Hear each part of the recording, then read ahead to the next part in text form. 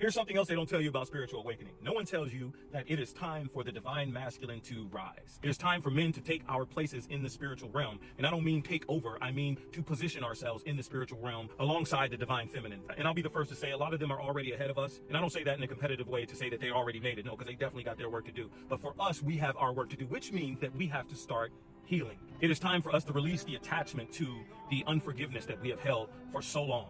There's no way that we can actually embody divine masculine energy while we are still holding fear, anger, frustration, hatred, unforgiveness. There are parents that we have to forgive. There are ex-spouses that we have to forgive. There are family members that we have to forgive. We have to forgive us. We have to forgive ourselves. Because once we release ourselves from these spiritual anchors, that opens our emotionality and our spirituality up. Now, one of the advantages that women have over us is they have already been in the emotional realm. The emotional realm is a connection to the spiritual realm. And since our world and our society has told us to never be emotional, we have been shut out of the spiritual world. And what we've done is forced our way to the top through religion. But in the spiritual world, that's not how it works. You don't get to the top. There's no competition between masculine and feminine. We coexist equally, the yin and the yang. We both need each other. But we can't have that happen unless both parties are moving in a place of spiritual growth and healing. And that healing for us means we have to work through our traumas. For me, as a man, that meant I went to therapy. I went to coaching. I went to counseling. I went to all of these different places. I am a huge proponent of going to counseling or therapy. And for those people that I already hear them right now, oh, it's not going to work. Okay, well, try it.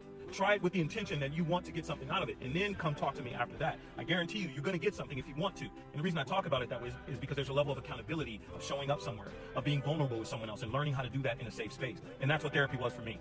And by no stretch of the word am I saying that I'm better than any man that hasn't done that. I'm simply saying that there is a path that we can follow if we want to go along that healing journey. But we cannot do that as long as we're still holding on to these 3D principles of power and control, of men being dominant and us having to be rulers of everything. It's time to let that go and actually go inward, go into our heart space where we were meant to be. You are supposed to have logic and heart. You are a combination of both.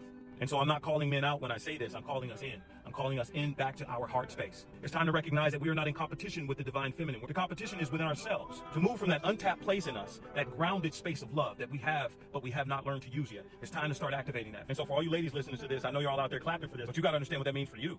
You need to know that when a man walks in his divine masculine energy, there are requirements and standards for you now. You don't get to exist in his space unless you are about evolution and growth, which means you have to be in your divine feminine.